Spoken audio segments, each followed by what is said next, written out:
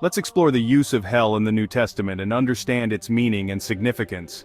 The concept of hell often stirs confusion among many due to its various interpretations in the Greek New Testament.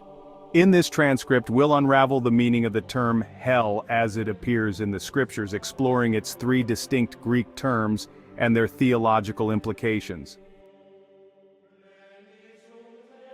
Hades. The term Hades appears 10 times in the King James Version, often misunderstood due to its complex origins. Hades is derived from Greek roots meaning not to be seen, indicating an unseen realm. It is translated directly as Hades in most modern versions. Contextual usage of Hades, general abode of the dead. Hades represents the realm where the spirits of the dead, both good and evil, reside.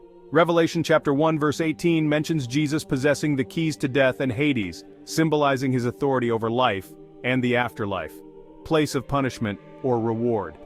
Depending on the context, Hades can signify a region of torment or comfort.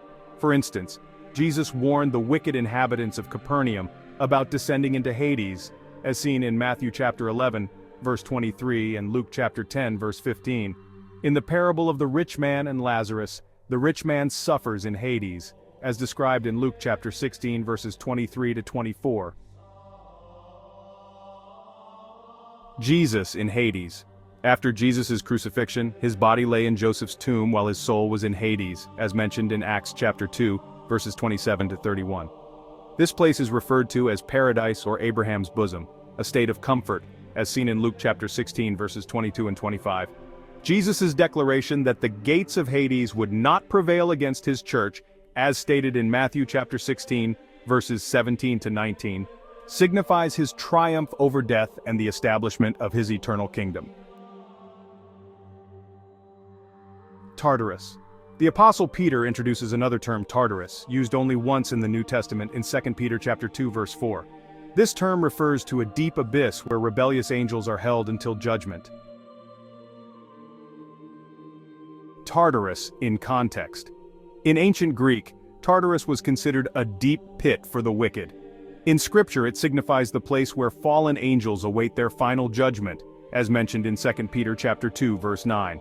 Peter's use of Tartarus aligns with the concept of a region in Hades where the unrighteous are punished before the ultimate judgment, as seen with the rich man in Hades described in Luke chapter 16 verse 23.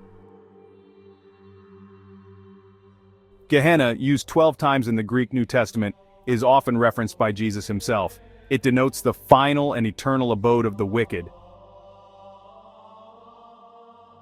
Let's now examine Gehenna's historical and scriptural context. Gehenna originates from the Hebrew Valley of Hinnom, a place of child sacrifice to Molech, later becoming a burning garbage site in Jerusalem. This valley's gruesome history makes it a fitting symbol for eternal suffering. Jesus frequently spoke of Gehenna to emphasize the severity of eternal punishment. For example, he warned against harboring rage, which could lead to the hell of fire, Matthew 5:22.